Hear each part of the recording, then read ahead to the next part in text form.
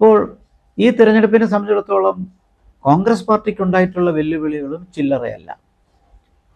കോൺഗ്രസ് പാർട്ടിയുടെ senior leaders എല്ലാം അൻവറിനെ മുന്നണിയിൽ കൊണ്ടുവരണമെന്ന് ആഗ്രഹിച്ചിരുന്ന കുറച്ച് പേരെങ്കിലും അതിൻ്റെ അബദ്ധം കുറച്ചു കഴിഞ്ഞ് മനസ്സിലായി. സതീശനെടുത്ത ശക്തമായ നിലപാട് കോൺഗ്രസിനും UDFനും അംഗീകരിക്കേണ്ടി വന്നു. മാത്രമല്ല, ഇങ്ങനെ വിലപേശുന്ന ഒരാളെയും കൊണ്ട് മുന്നോട്ട് പോയാൽ കൂടുതൽ പ്രാരാബ്ദങ്ങൾ വർദ്ധിപ്പിക്കുന്നല്ലാതെ കൂടുതൽ ഗുണങ്ങളൊന്നും അൻവറിൽ നിന്ന് ലഭിക്കാനിടയില്ല എന്നുള്ള സതീശൻ്റെ ഉറച്ച തീരുമാനത്തിന് പൊതുസമൂഹത്തിൻ്റെ പിന്തുണ കിട്ടിയെന്നാണ് ഞാൻ മനസ്സിലാക്കുന്നത്. അതോടൊപ്പം സതീശൻ അതൊരു റിസ്ക് എടുത്തുകൊണ്ട് തന്നെ പറഞ്ഞു, കോൺഗ്രസ് ഇലക്ഷനിൽ ജയിക്കുകയാണെങ്കിൽ അത് UDFൻ്റെ മൊത്തത്തിലുള്ള വിജയമാണ്, കോൺഗ്രസ് പാർട്ടിയുടെയും സംയുക്തമായ വിജയത്തിൻ്റെ കാരണമാണ്. തോക്കുകയാണെങ്കിൽ അത് എൻ്റെ തോൽവിയാണ് എന്ന് സതീശൻ പറയുന്നു. അപ്പോൾ അത് ആ കാൽക്കുലേറ്റഡ് റിസ്ക് ഉണ്ട്. പക്ഷെ അദ്ദേഹം പറഞ്ഞത് ആത്മവിശ്വാസത്തിലാണ്. മറിച്ചാണ് സംഭവിക്കണമെങ്കിൽ യാതൊരു സംശയവുമില്ല 2026 അസംബ്ലിയിൽ ലീഡ് ചെയ്യാൻ, കോൺഗ്രസ് തിരഞ്ഞെടുപ്പ് പ്രചരണ രംഗത്ത് ലീഡ് ചെയ്യാൻ സതീശന് കഴിയില്ല.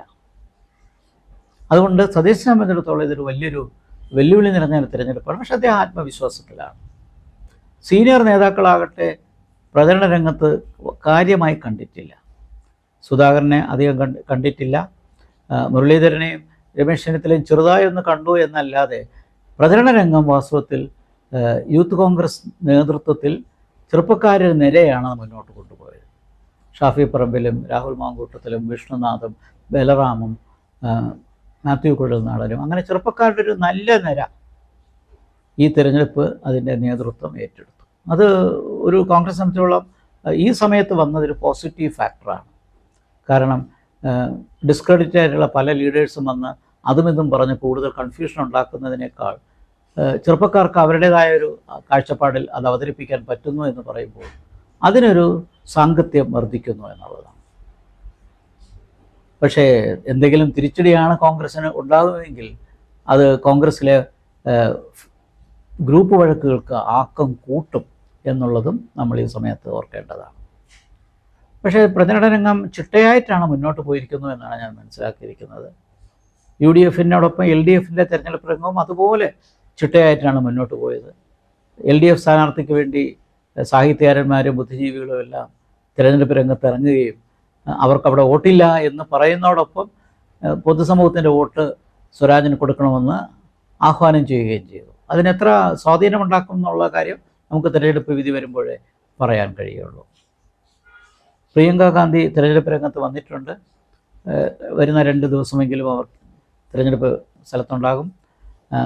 ഈ രംഗത്ത് പ്രിയങ്ക ഗാന്ധിക്കൊരു സ്വാധീനമുണ്ട്. കാരണം അവർ റെപ്രസെൻ്റ് ചെയ്യുന്ന വയനാട് ലോക്സഭാ കോൺസ്റ്റിറ്റ്യുവൻസിയുടെ ഒരു അസംബ്ലി കോൺസ്റ്റിറ്റ്യുവൻസി എന്നുള്ള നിലയിൽ, പ്രത്യേകിച്ച് നിലമ്പൂരിൽ അവിടുത്തെ ജനങ്ങൾക്ക് പ്രിയങ്കയോട് വലിയ ആഭിമുഖ്യമുള്ള ആൾക്കാരാണ്. അതുകൊണ്ട് തന്നെ പ്രിയങ്കയുടെ പ്രവർത്തനം UDFന് ശക്തി കൂട്ടുമെന്നാണ് ഞാൻ കരുതുന്നത്. ഈ ഘടകങ്ങളെല്ലാം കൂടി വിലയിരുത്തിയാണ് ഞാൻ UDFനുള്ള വിജയസാധ്യത കാണുന്നത്. ഇതൊരു ബൈപോളാർ കണ്ടസ്റ്റാണ്. BJP രംഗത്തേ ഇല്ല എന്ന് പറയാം. മടിച്ചാണ് BJP രംഗത്ത് വന്നത്. ഒരുപക്ഷെ അവർ കൂടുതൽ പ്രതീക്ഷിക്കുന്നത് ഇനി വരാൻ പോകുന്ന ഡിസംബറിൽ വരാൻ പോകുന്ന പഞ്ചായത്ത് തിരഞ്ഞെടുപ്പിനെ മുനിസിപ്പൽ തിരഞ്ഞെടുപ്പിലും ശ്രദ്ധിക്കുക എന്നുള്ളതായിരിക്കാം. അത് അവരെ സംബന്ധിച്ചോളം പ്രാധാന്യം അർഹിക്കുന്നു. കാരണം മുനിസിപ്പൽ തിരഞ്ഞെടുപ്പിലും പഞ്ചായത്ത് തിരഞ്ഞെടുപ്പിലും പ്രാമുഖ്യം കാണിച്ചാൽ പിന്നെ അവിടുത്തെ അസംബ്ലി ഇലക്ഷനിൽ അവർക്ക് നല്ലൊരു മത്സരം കാഴ്ചവെക്കാൻ പറ്റുമെന്നുള്ളതുകൊണ്ട്. എന്നാൽ നിലമ്പൂരിലെ സാമൂഹിക രാഷ്ട്രീയ പശ്ചാത്തലത്തിൽ BJPക്ക് അവിടെ റിലവൻസ് ഇല്ല. അത് അവർക്ക് നന്നായിട്ടറിയാം. എ ക്ലാസ് മണ്ഡലമല്ല, B ക്ലാസ് മണ്ഡലവും അല്ല. അപ്പോൾ BJPക്ക് Aയും Bയും അല്ല C ആണോ എന്നൊരു സംശയമാണ്. ആ നിലയ്ക്ക് അവർ അധികം പ്രചരണ രംഗത്ത് ശക്തിയായി കാണുന്നില്ല. SDP-യുടെ ശക്തിയും അതുപോലെ വലുതായിട്ട് കാണുന്നില്ല. കാരണം SDP-യുടെ വോട്ടിൻ്റെ ഒരു വിഹിതം അൻവർ കൊണ്ടുപോകുന്നുള്ളതിന് യാതൊരു സംശയവുമില്ല. ബാക്കിയുള്ളത് SDP-ക്ക് കിട്ടത്തുള്ളൂ. അപ്പോൾ ഈ 3 പേരും SDP-യും BJP-യും അൻവറും അവരാണ് ഈ സാഹചര്യത്തിൽ വളരെ പുറകോട്ട് പോകുന്നത്. മറ്റ് അടിയൊഴുക്കുകൾ ഒന്നും ഉണ്ടായിട്ടില്ലെങ്കിൽ ഞാൻ ചർച്ച ചെയ്ത രീതിയിലേക്കുള്ളൊരു ഫലത്തിനാണ് സാധ്യത. പരമ്പരാഗതമായ UDFന് സ്വാധീനമുള്ള മണ്ഡലം തിരിച്ചു പിടിക്കുകയാണെങ്കിൽ അത് UDFന് അടുത്ത തിരഞ്ഞെടുപ്പിൽ കൂടുതൽ ആത്മവിശ്വാസമുണ്ടാകും.